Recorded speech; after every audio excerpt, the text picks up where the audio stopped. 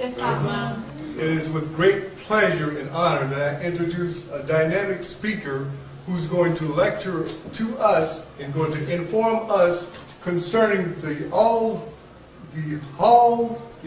great Moabite Moorish woman, the science of the number 9, the matriarch of the human family. I'm going to introduce to you without further delay Brother Taj Tarik Bey. Islam, thank you. Islam, Moors. Islam. First I want to open up, be casual and comfortable, but I want to bring a point up.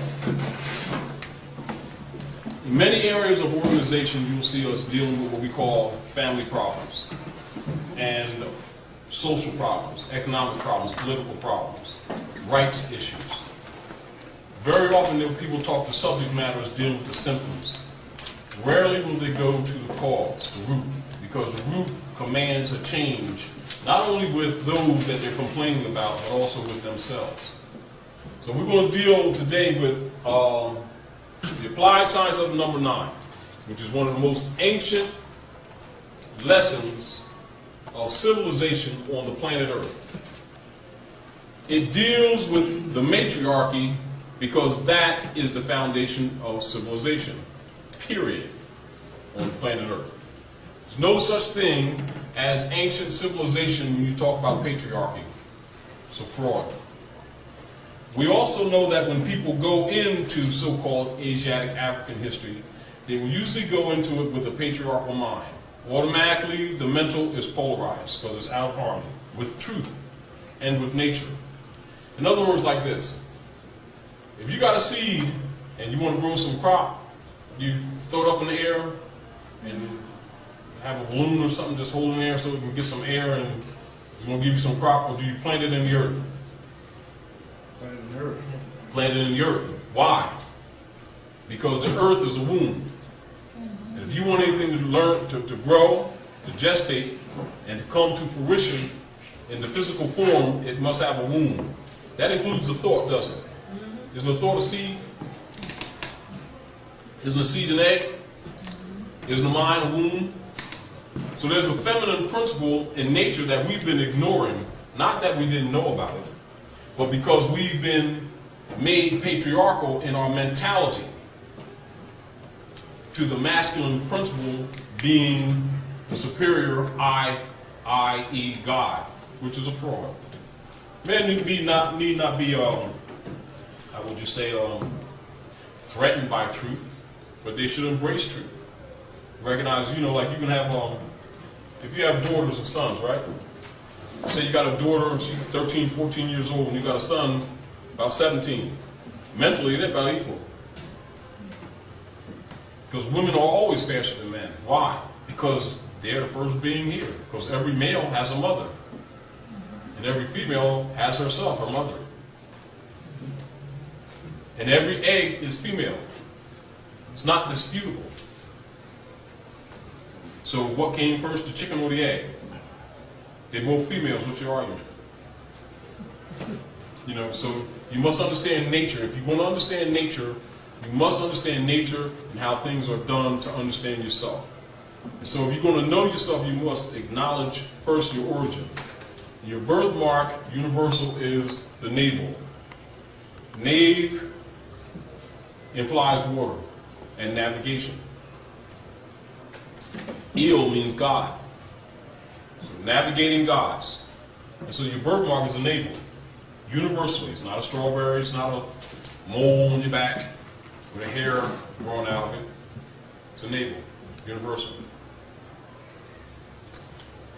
Principally, all ancient civilizations were matriarchal. Matriarchal means government run primarily by women.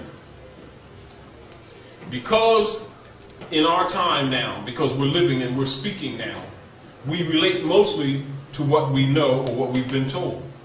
And so we've been living under patriarchal systems and have no reference point, simply because books have been burned by the Christians.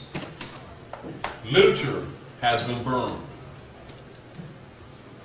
Artifacts have been hidden, and some that were very revealing were dumped in the middle of the ocean so that you couldn't figure this thing out. Then you were jealously protected from outsiders giving you any information. Back to what you were saying. The issue, before we go into some points about woman and using her tools, going back to the principles of our ancient fathers, you must understand the caveats. This is back to even some things that we're discussing, even with the children, babies, the birth certificate, etc. So before we talk about the birth certificates, you must know about what is the instruments that cause them or gives them the ability to make this claim of bond in the first place. So the first thing that you should be aware of is the Christian Black Codes of 1724, correct? You're aware of them, right? The 54 articles, right? Came from the church. You're aware of that, right? No. You're not? I'm new to this. Well, let's go back a little further. Constantine the Great. Flavius Valerius Constantinus, the Roman ruler, emperor, and the authorizer and the authority of the founding, adoption, proliferation, and the propagation of the Niceno-Constantinopolitan Creed for Roman rulership on the planet Earth. That Niceno-Constantinopolitan Creed of Constantine was established over a series of years with the first major council of bishops coming together, 325 AD. Do you have an idea what that date means? 325 AD. Do you know what AD represents? After Christ. They tell you that. AD means Anno Domini, after domination. Oh. All right. Anno Anno Domini. After domination. Well, who were they dominating? But you know, we don't even go there right now. What they tell you is after they lynched the Nazarene and start altering the records. So now the Niceno-Constantinopolitan Creed was drafted and established in its first form, not complete, 325 years after the Romans assassinated Yeshua ben Yosef, who they transliterated in the text as Jesus, after Zeus, the Roman god. And that name is translated into coarse Anglican language, Jesus, which is not the prophet's name. Not the name his mother gave him, not the name he did his work in, not the name he went to the grave in. His name is Yahushua. People who do not understand Hebrew or the language, excuse me for a second, Islam. Now, you know that the average people out here are people being sincere, think that Yeshua's name is Jesus, right? And they think, and a lot of them know it. All the preachers know it. They learn it when they get their ordination papers. Except most of them are Masons and they take a blood oath of death not to reveal the secrets because the church will collapse. But they know his name is Yahshua, right? However, they will never confess it publicly because they're trading a few pieces of silver to keep our people enslaved for their Roman masters who ordained them. But they tell the people that God ordained them, implying the Creator God, though the state is their God. Right now, we're going to go back to that when we talk about the marriage license too. That's where their allegiance really are. And so the thing is, the illusion is, most of the people that you trust with your babies, with yourself, with your life, are actually the vampires. This is the darkness. This is the illusion. Because what you think is not. A lot of people you think is your enemy, what you think some of the Europeans are your enemies, some of them are your friends. Some of the people look like you that you trust is your enemy. So you must understand spirituality to really tell that. That's right. Although you may not trust those forms, every European is not your enemy. Islam. It is with great pleasure and honor that I introduce a dynamic speaker who's going to lecture to us and going to inform us concerning the all great Moabite Moorish woman, the science of the number 9, the matriarch of the human family. I'm going to introduce to you without further delay Brother Taj Tarik Bey. Islam, thank you. Islam, Moors. Islam.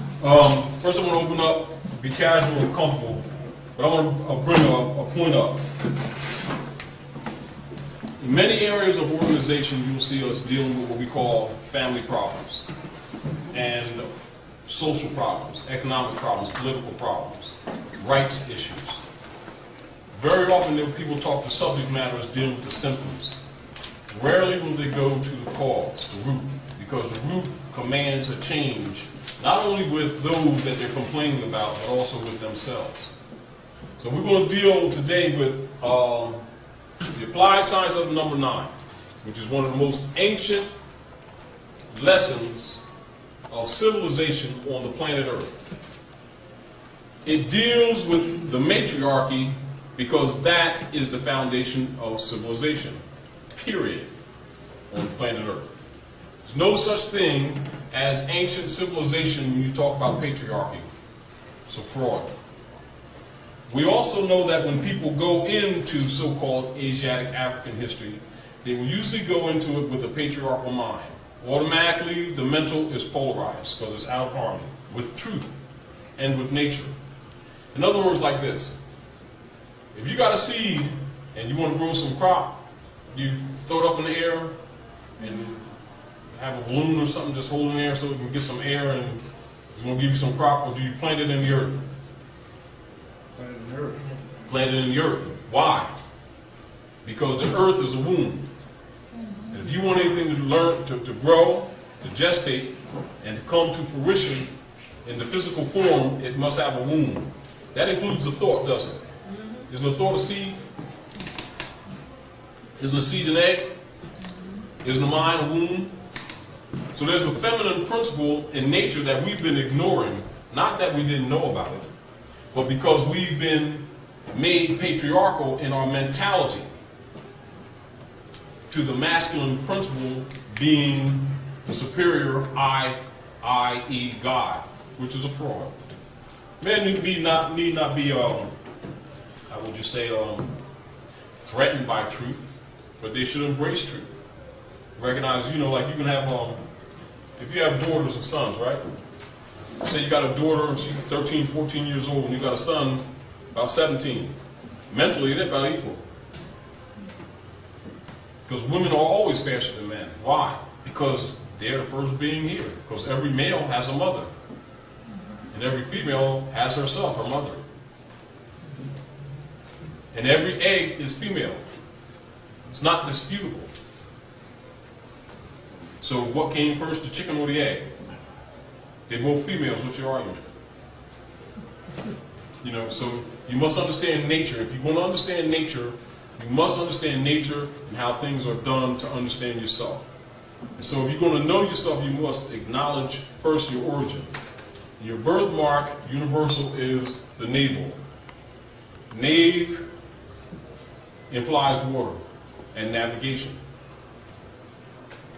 Eel means God. So navigating gods. And so your birthmark is a navel. Universally. It's not a strawberry, it's not a mole on your back with a hair growing out of it. It's a navel. Universal. Principally, all ancient civilizations were matriarchal. Matriarchal means government run primarily by women. Because in our time now, because we're living and we're speaking now, we relate mostly to what we know or what we've been told. And so we've been living under patriarchal systems and have no reference point, simply because books have been burned by the Christians. Literature has been burned. Artifacts have been hidden, and some that were very revealing were dumped in the middle of the ocean so that you couldn't figure this thing out. Then you were jealously protected from outsiders giving you any information. Back to what you were saying. The issue, before we go into some points about woman and using her tools, going back to the principles of our ancient fathers, you must understand the caveats. This is back to even some things that we're discussing, even with the children, babies, the birth certificate, etc. So before we talk about the birth certificates, you must know about what is the instruments that cause them or gives them the ability to make this claim of bond in the first place. So the first thing that you should be aware of is the Christian Black Codes of 1724, correct? You're aware of them, right? The 54 articles, right? Came from the church. You're aware of that, right? No. You're not? New to this. Well, let's go back a little further. Constantine the Great. Flavius Valerius Constantinus, the Roman ruler, emperor, and the authorizer and the authority of the founding, adoption, proliferation, and the propagation of the Niceno-Constantinopolitan Creed for Roman rulership on the planet Earth. That Niceno-Constantinopolitan Creed of Constantine was established over a series of years with the first major council of bishops coming together, 325 AD. Do you have an idea what that date means? 325 AD. Do you know what AD represents? After Christ. They tell you that. Anno AD Domini. means Anno Domini, after domination. Oh. All right. Anno Domini. Anno Domini, after domination. Well, who were they dominating? But you know, we don't even go there right now. What they tell you is after they lynched the Nazarene and start altering the records. So now the Niceno-Constantinopolitan Creed was drafted and established in its first form, not complete, 325 years after the Romans assassinated Yeshua ben Yosef, who they transliterated in the text as Jesus, after Zeus, the Roman god. And that name is translated into coarse Anglican language, Jesus, which is not the prophet's name, not the name his mother gave him, not the name he did his work in, not the name he went to the grave in. His name is Yahushua. People who do not understand Hebrew or the language, excuse me just a second, Islam. Now, you know that the average people out here are people, being sincere, think that Yeshua's name is Jesus, right? And they think, and a lot of them know it. All the preachers know it. They learn it when they get their ordination papers. Except most of them are Masons, and they take a blood oath of death not to reveal the secrets because the church will collapse. But they know his name is Yahshua, right? However, they will never confess it publicly because they're trading a few pieces of silver to keep our people enslaved for their Roman masters who ordained them. But they tell the people that God ordained them, implying the Creator God, though the state is their God. Right now, we're going to go back to that when we talk about the marriage license too. That's where their allegiance really are. And so the thing is, the illusion is, most of the people that you trust with your babies, with yourself, with your life, are actually the vampires. This is the darkness. This is the illusion. Because what you think is not. A lot of people you think is your enemy, but you think some of the Europeans are your enemy. Some of them are your friends. Some of the people look like you that you trust is your enemy. So you must understand spirituality to really tell that. That's right. Although you may not trust those forms, every European is not your enemy. Adam is Aton, Eve is evolution. And Allah is woman herself, you. God of the planet. Now that's the truth. Now, though people can't handle that, it's only politically they can't handle that. But nature doesn't have any mercy on your ignorance.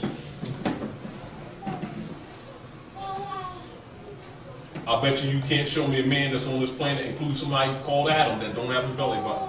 So there's no debate. And he got 2 buttons up here that don't work. Ain't fed nothing. But they're there to remind him of his origin. And that does not lie, does it? No. Doesn't. However, believers will lie and say that's not so. You've never seen a man exist on this planet that got a chest that's totally smooth. He got inactive glands there. Don't feed, nothing. So you're going to talk about a God you can't see and don't recognize the brothers and sisters you see every day? Then you're a liar. And there's a price to pay for that. It's not because I said so or anyone else says so, because nature says so. And you mess with her, you got it coming. Because she doesn't play. And you can call her Allah, Yahweh, Jehovah, Parabrahms. Guess what? It's still all feminine. Messiah. Yes, she comes back even if she sends a son. It's still her. So you gotta really understand how this thing works. It may be uncomfortable because of what you thought you knew based on what somebody told you belief-wise. You understand what I'm saying? Now, you look at little sister there, right? This is fine. Look at little sister there. Right now, she has a nation right inside of her right now. She comes here with eggs already in her. And they're all female. Every last one of them. Male eggs do not exist in nature. Fact. See that throne? You see this throne? That's an egg. You see those signs around that throne? Around her crown? That's the 12 disciples, or the 12 signs, 12 constellations. See that crescent of the star? Is that 9 and that 13? 9 is the 9 cosmic months of man's birth. 13 is the cycle of the moon around the earth, while the earth revolves around the sun. And she cycles 13 times to bring a form here. Whether she brings it or not at the same time, that's the height of her spiritual connection to the cosmos. But religionists will call her dirty, to steal her power. If she knows herself, she knows that's when she's most spiritual. But whatever her state of mind is, so is the atmosphere out here, whether she brings a physical form or not. So therefore, if she's out of order, we're out of order. And we can't get in order until she's in order. Not that we can't make the effort. Don't misunderstand me. It's not an issue of not taking responsibility. It's an issue of understanding who God really is. God is a generic term. But when we talk about the Supreme, or the Allah, Allah is a feminine name. However, truth makes people uncomfortable because we have been steeped into a patriarchal system by the popes of Rome.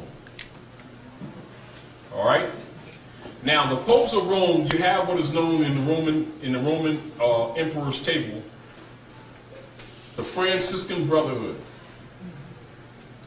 And it's a body or groups, just like you say think tanks, of Roman bishops, cardinals, etc.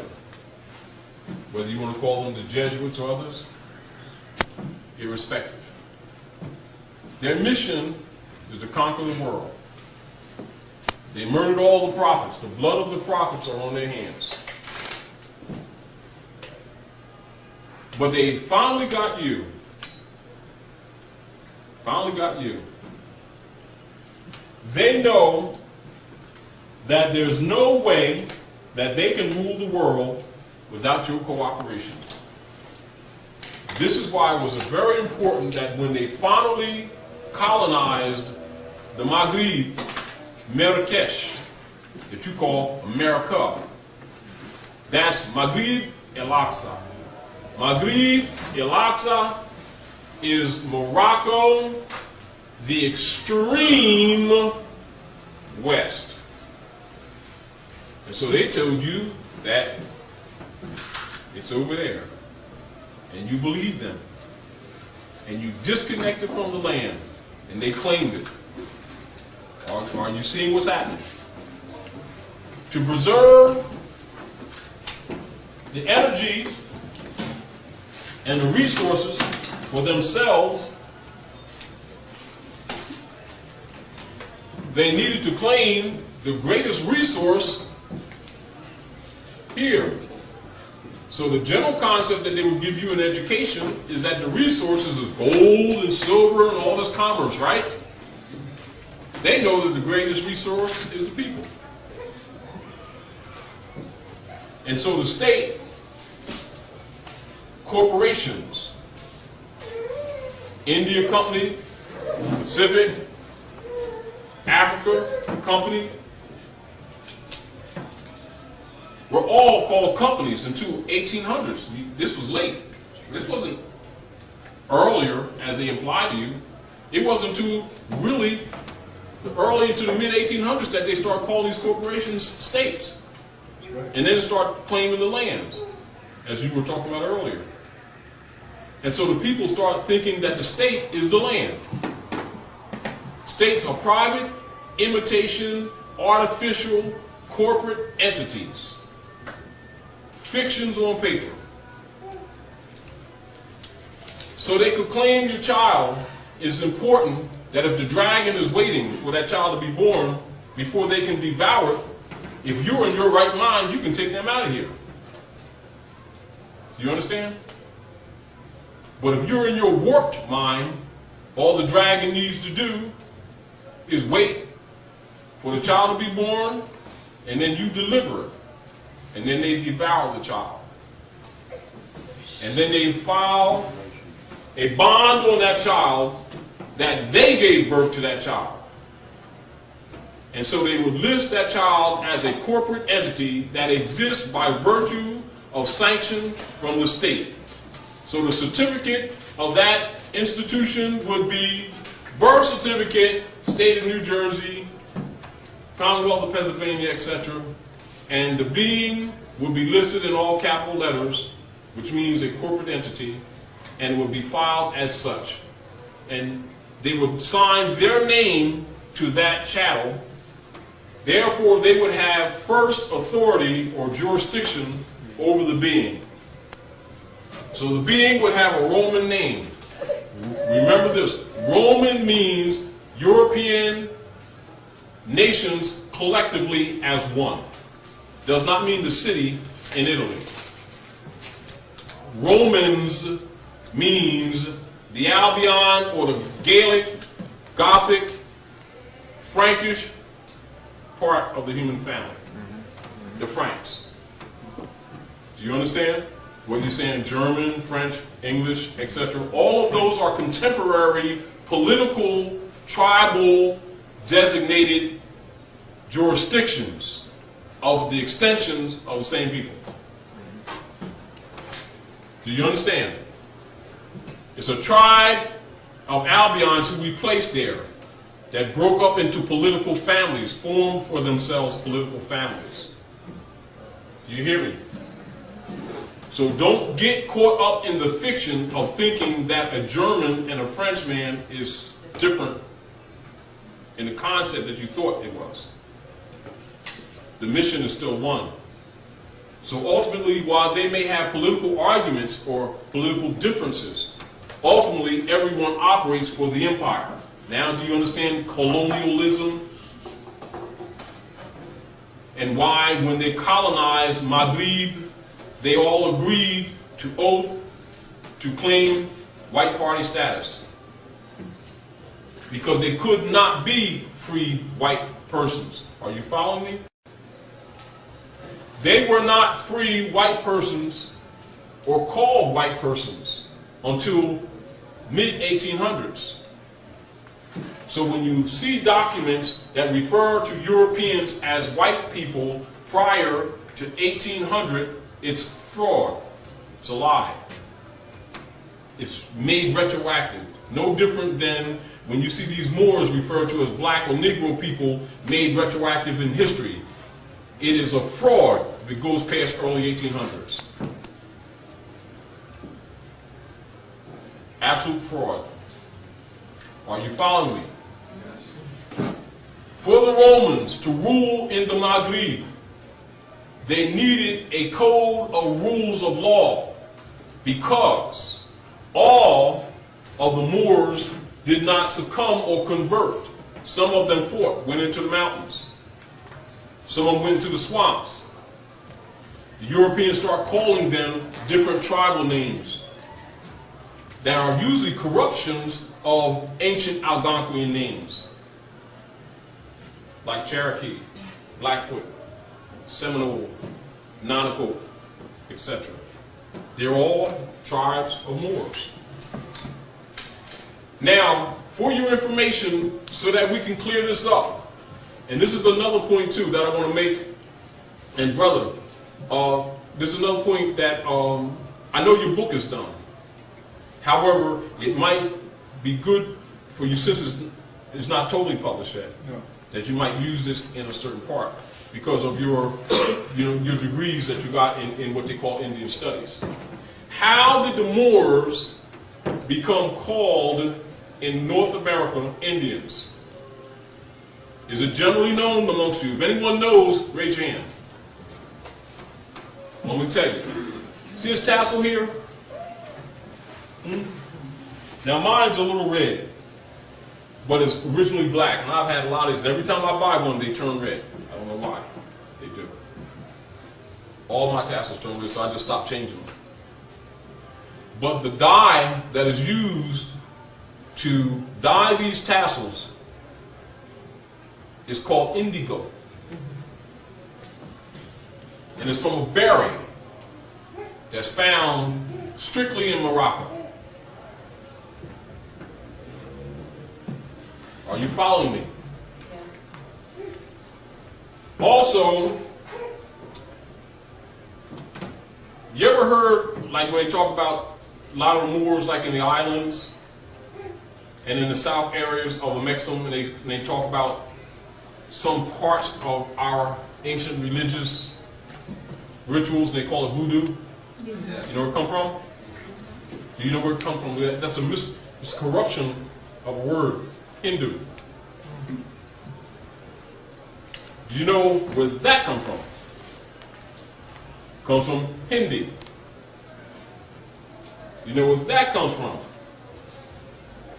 That comes from a place called Perrault. Do you know geographically where Perrault is? Perrault is just below Tianyi, that you call China. It's not China, it's Tianyi. Perrault is just below Tianyi, and you know it today as India. India is not India, and those people are not Indians. They are Moabite and Hittites. Get out of here. Moabite and Hittites. 3 major dynasties made up that astrological Sanskrit powerful culture that you know in Perrault and Tibet, etc. area. Those dynasties are, and take your time so you can write this down, the Mauryan dynasty,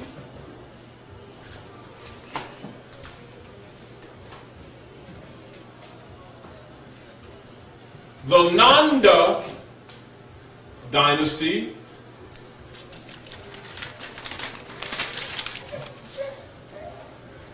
and the Gupta dynasty.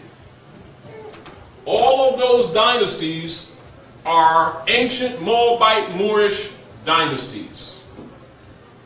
And it is the Moors who named Peru Hindustan.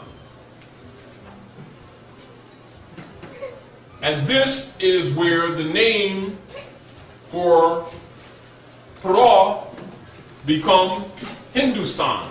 And that's a few thousand years ago. Now, Hindustan,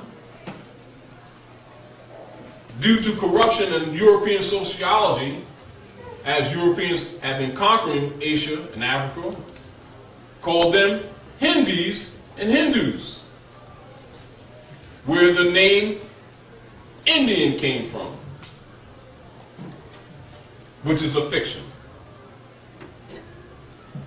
And if you think that what I just said to you is untrue, talk to a Hindustani on the line that I just talked to you and watch them confirm it. And some will be surprised that you knew. How did you find out?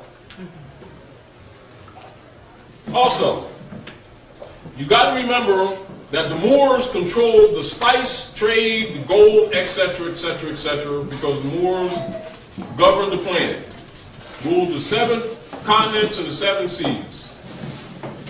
Now, we're going to cut part of the history and just go to certain points that you're familiar with, so that you can relate to what I'm saying. You know the story of Columbus? They tell you about Columbus sailed the ocean blue, the old deal. And after they defeated the Moors in 1492, Queen Isabella and King Ferdinand merged their kingdoms and funded his voyage to the west. Well, the voyage to the west, pay attention to that, the voyage to the west is the voyage to the Maghreb. When you study European history, you study from the Battle of Tours near Poitiers, France, back to the Crusades, back to the Punic Wars, etc., which is a series of the same wars, actually. For the most part, you think of what you call medieval history and late European history, because the Europeans used that year, 1492, as the pivotal year, or as the axis year, to distinguish ancient and modern history. Why? Because 1492 is the political year that is recognized as the final of the Moors, even though they weren't totally collapsed. That's the general year they used to recognize the fall of the ancient empires. And now, what they call European beginnings, when Christendom began to dominate the world. It was not till the Moors fell that the rest of the Asiatic nations fell. They had no chance, because it's the Moors who are also referred to as Turks. So don't get confused, think that Turkey and Moors is different people. When the Christians refer us to as the Moors and Turks, keeping them in check, they're all Moors. They just did that to divide you so that you couldn't trace your history down. Charles the Hammer, his name is Charles Martel, M-A-R-T-E-L.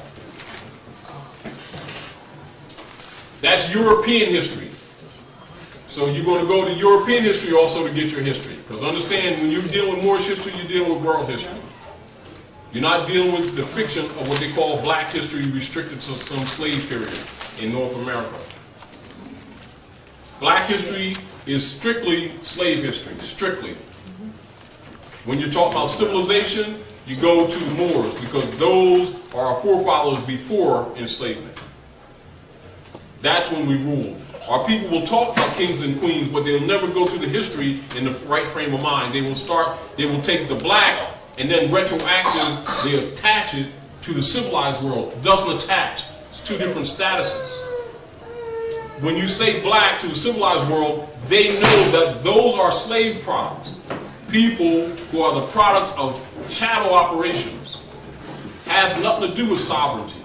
Has nothing to do with authority. Has nothing to do with self-rule, self-governance.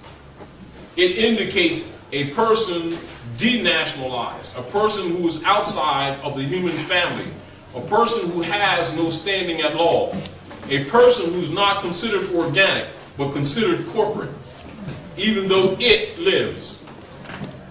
You understand that?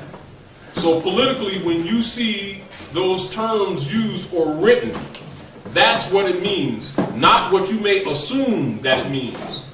So you must seriously understand why the issue is important, even when they list that thing on documents, including that birth certificate.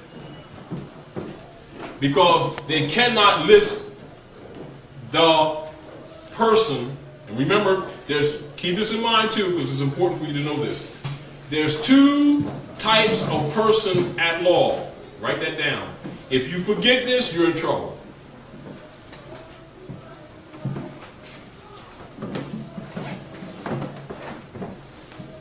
If you forget this, you're in trouble. Two types of person at law.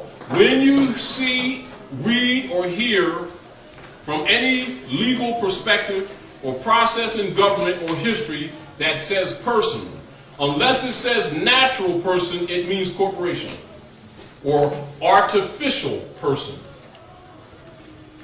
Are we clear? This is important so that you know how to deal with documentation received and given. Are we clear? Because I don't want anyone to get past this. Can you repeat that again? There are two types of person at law. The word person, when given to you in legal jargon or in written form or documentation or in operations of government, it means automatically, in most instances, a corporation. You don't know that, not that you couldn't know it, because it's not taught to people. Because the U.S. corporation is a slave state, and they have a language to fit it. This is so that slaves don't rebel, because they don't know what's going on. No different than the average person didn't know that the birth certificate and the marriage certificates are bonds against them. You see what I'm saying to you? So just like you didn't know that, you also may not have known that the language that was given to you was designed for you to agree orally to your chattel enslavement through legal processes. Do you see what I'm saying? And when they give you documentations or present an instrument to you for you to sign and to agree, they represent it as something else when it's actually a bond for the world stock market. Do you understand? Now, if they list your baby in the corporate status, they're not violating international law, are they? Technically. So basically that creates what is known legally a straw, or a man of straw. So you write that down, man of straw. And you will look this up in your law dictionary and your unabridged dictionaries and cross-reference it in other unabridged dictionaries. So you got to know how you got where you are so you know how to get out of it, or how to deal with it. All right? Are you following me? And if you don't understand, don't hesitate to say, because I want to make sure when you leave here you have some working information, not just hearing me run my big mouth. So do you understand that there's two types of person? What is the organic person? The natural person. What is the corporate person? Person. So when they say a person must, and you think it means you, then they trick you and you sign a contract, now you're bond. Now the law becomes the violation of the contract, and you thought it was the law. No, they're suing you for breach of contract.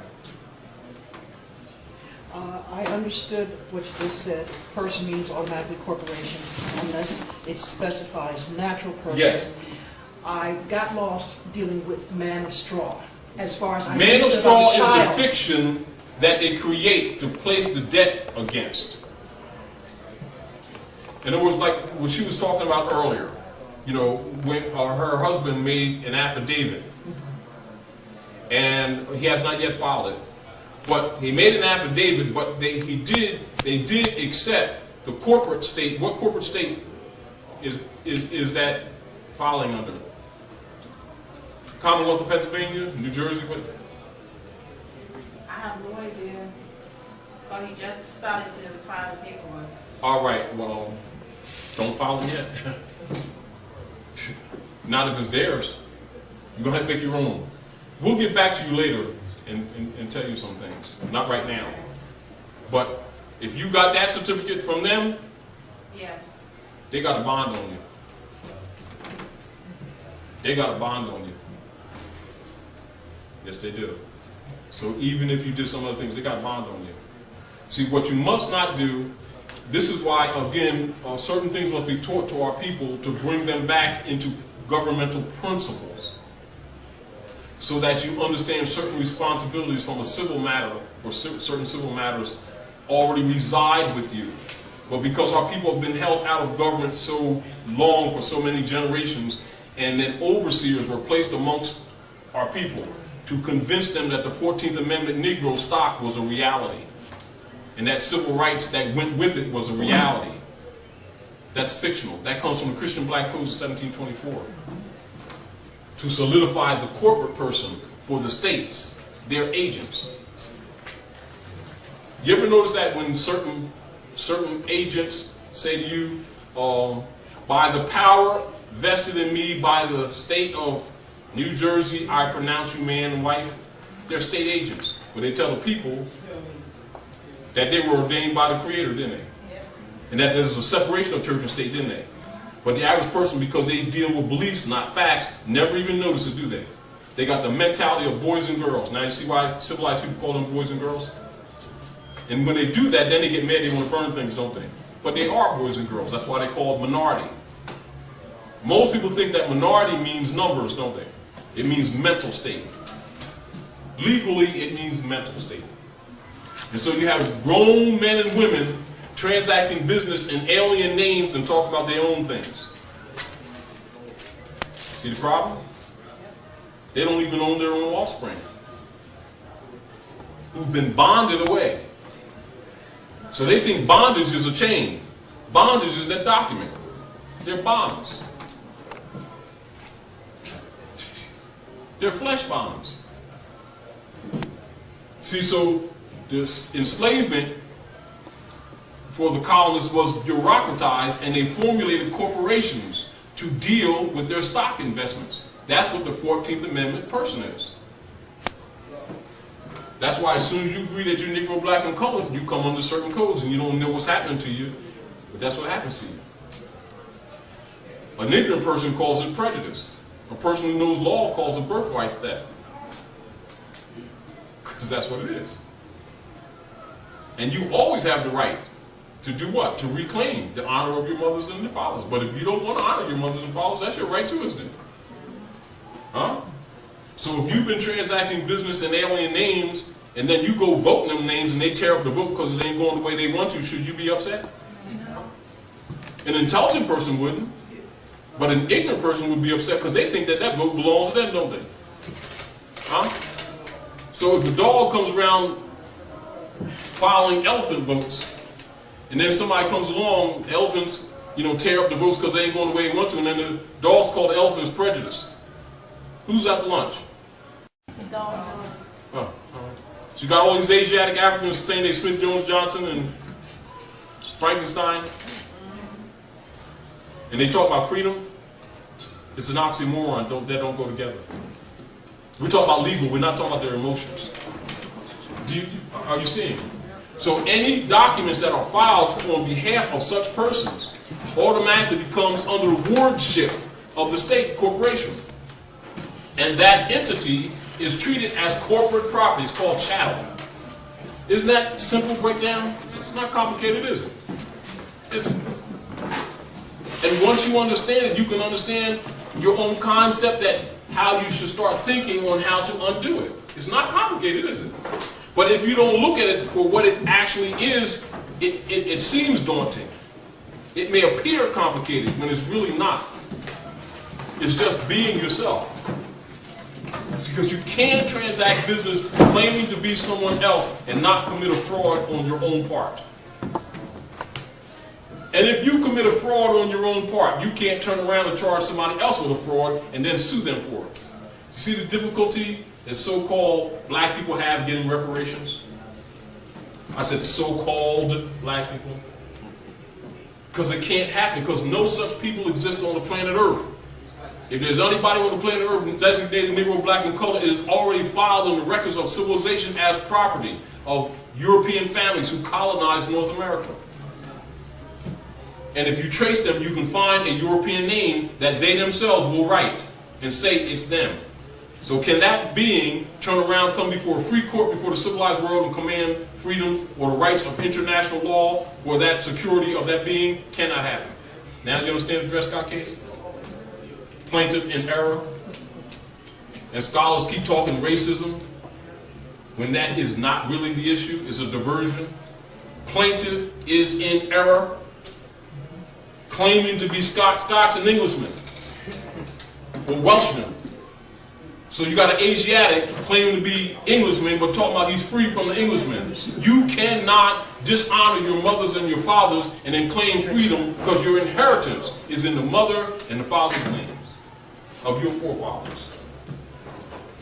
And that's where the nations of the planet Earth put their trust. And so if there's any bond of honor or any covenant of honor, and you transact business in an alien name, don't talk about law, don't talk about justice, because the position is no judicio standi, no standing at law. Of course, out of ignorance, we would call it racism. Because we've been taught that, because they don't want you to figure out what really it is so you don't fix it. So even the one doing it to you will promote racism. You see the point? It's to their economic advantage. Do you see? And so when we're speaking with people on these issues, because they may give what appears to be a reasonable conversation, we can get fooled into thinking that they're trying to work something out. It is no problem at all, because math is one all over the planet. 1 and 1 is what? 2. 2 and 2 is what? 4. Uno. Dos. It doesn't matter. You understand what I'm saying? It doesn't change. Because truth don't change or pass away. Beliefs come and go. Because they're not founded in truths. They're founded in emotion. So there's instability there, isn't it? And the root word in belief is lie.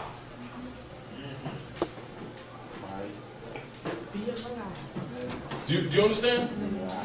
So when you deal with science and proper instruction, it has always been from ancient times to present that you begin with belief, because that's the state of mind of a child. It is not wrong. It's called evolution and development. And when you give a child something to look at, the child, because it has senses, sight, taste, smell, touching, and hearing, which are all sights. Collectively, it is a common sight that is called common sense, the highest science known to man. That science is used to gather information and to do what? Correlate that information into realities and confirmations. When you're in the first stages of development, it is not as sharp, although it is more pure. Not as sharp. So distinctions are less apt to be of issue. The child then just gathers. Right now it's gathering. You see? And so because of that state of mind, we call it a minor. You following me? But the rules don't change. The truth don't change or pass away. When the child gets a little older, then it comes from belief to faith. And remember, this is a trinity of steps. Triune principle. And faith is when it has a little bit of understanding of what the child believed. It can discern and distinguish certain things, although not yet mastered. Then the last step is fruition. And fruition is when the being and the truth becomes one. Then the child is a man or a woman and no longer needs the childish things, and he puts them away. Doesn't cast them in the dirt. It's just saved for the next children. So a grown being is not supposed to be a believer of anything.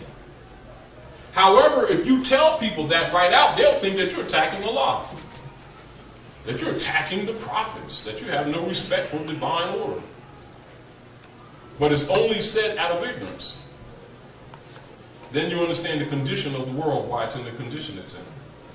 But it's that way because those who have been ruling taught them that, to rob them, because they're money changers. You get the point? Because they're stealing your birthright. So therefore, the baby, right now, you're what she knows. And her daddy is what she knows. There's, she's starting to explore a little bit, but you're the center of her universe right now, right? And then when she gets 1.5, she's going to start testing the waters a little bit. And she gets 2, she gets pretty confident, because they're very sharp, right? Then they're going to start looking for little exercises of independence. Though they're not going to be independent for quite a while, they're going to start exercising. These are cycles, right? And so when the child's not sure, she's going to be holding on to stuff when she's trying to walk. And while she's going to take a couple steps, bump her head a little bit, That's why she's going to be confident, and she'll start looking at longer distance and start getting herself together and run across the room, grab something, oh, got this. After a while, you're going to be telling her to sit down. Right? And after a while, she's not going to be thinking about walking, she's just going to get up and walk. Then she's going to be running. Hey, it ain't no big thing. Same thing with knowledge. It's evolutionary process. That's Eve. You see? So knowledge of the atmosphere, the knowledge of the planet, the knowledge of the energies, knowledge of the elements, and how they function together in relationship to your body, to yourself, and a knowledge of the chemical compound makeup of all of those energy that you call body salts, etc. That's religion, the study of that. And your relationship to the divine order. And everything else they've been giving people thereafter is a lie. That's why everybody's hating each other and shedding each other's blood for their idol gods that somebody gave them. Do you understand? Because every other living thing is your brother and sister. If you understand this thing properly. And then there is no debate. Not because you believe anything, because you stop being a little child. And someone doesn't come to you and say, well, sis, can you say your ABCs? And you go, let me see. A, B, C, D, E, F, G. And then you start getting a rhythm with it because you got it now, right? Well, I expect that of the baby when she's, 2, 3. But not of you. I want to see some sentences from you. You see the point? So when you're a child, you say, I think that God loves me. And they said, yes, Jesus loves you and Allah loves you and stuff like that. But when you're grown and someone's still playing that game with you, they're a charlatan and you're a dunce. However, most people don't recognize that because most honest people won't tell them to their face they're a dunce. Because if you're grown and still got to be convinced about a divine order or a love, then you're definitely not qualified to operate in a civilized world. Somebody need to have you on a leash. Of course, when they do that, we get insulted, don't we? You get the point? Huh? Do you see why certain people, when they travel the world, there's certain people that just run around all free, and a certain group of people, particularly, if they're going to other people's country, they're usually on some boat tour, and they don't let them go too far from the shore or some little hotel. And they get insulted and called racism, don't they? But everybody in the civilized world knows that those such persons do not honor their mothers and fathers. And since they don't, you know they're dangerous to you. Because they'll sell you out for a few pieces of silver. Do you understand? That's how the civilized world see these people. They don't talk to them because we like to burn and fight. And we get hostile very quickly. And so they won't tell you these things. They'll just come here and make economic progress like every other civilized being while we keep on talking about our beliefs and how saved we are, while our babies are dying, our families are falling apart. But we're saved. We're hypocrites. Back to point. The Franciscan Brotherhood, when they overthrew the empire, the Maghrib, they needed a rule of law in order to govern the defeated people, which is why they took the children from the mothers, because the mothers carried the principles of civilization as well as the wealth. Are we clear? Why do you see the tradition of women in the Asiatic and African countries always wearing bands of gold around their neck, around their arms, the jewelry, even in their turbans and their fezes, etc., the jewelry? Because the wealth of the family was maintained by the women. Why? Matriarchy. Are we understanding this? Are we clear? We clear? If you go into history and are not aware of that, that does not mean that in this mental state that we're in now that we can go to those principles because we're corrupted.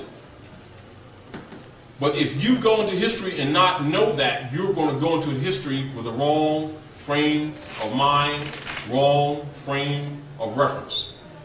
Are you clear? The Franciscan Brotherhood established the Christian Black Codes of 1724 to govern the defeated Moors, who are branded Negroes, blacks, and colored, came directly from the church. That was adopted from William Lynch, the master Christian slaveholder from the Atlantis Islands that you call Dominica, Puerto Rico, that area, Haiti, that area. That's the Atlantis Islands. And he came up and he spoke to the Christian slaveholders here in North America on how to institute the psychic attacks of their Roman forefathers in order to put these people in check so they could perpetrate this for hundreds of years rather than having to keep fighting them and guarding them with guns and lynching them because they was losing property. So they had to figure out a way for them to become zombie-like and to perpetuate this mentality themselves. So it was important to Christianize them. This is why our people go to church every Sunday. It's in the Black Codes. I don't have them here, and I don't want that to be the subject matter, but I'll show you the direct article. And all these Asiatics should be aware of what governs them, shouldn't they? Don't they always tell you they know Jesus? Don't they always tell you they know God? They know Allah, they know Moses? Don't they always tell you that? Don't they fill these houses every weekend and contribute to the tunes of millions of dollars? They don't even know the rules that govern them. Do you see the problem? Do you see the problem? So logically, they wouldn't know that that birth certificate and that marriage certificates are bonds because they don't deal with those matters because their beliefs don't support it. Doesn't change the reality, does it? Because a person's in denial, does that change reality? Does reality change because a person don't want to deal with reality? Huh? So, if these Asiatics here are all bonded and thereby have no rights, and then accuse the rest of the civilized world of prejudice because their absence of rights, and don't recognize that their birthright has been stolen, is the rest of the world responsible to their ignorance when the birthright is founded in the honor of their own mothers and fathers and recognized by the world only thereby? Are you following me? If you're a European slaveholder, Dutch master, and you've got these Asiatics in chattel bondage, and after 5, 6, 7 generations, they're still transacting business in your family names, would you not file a bond against them? Would you be wrong to? Makes sense.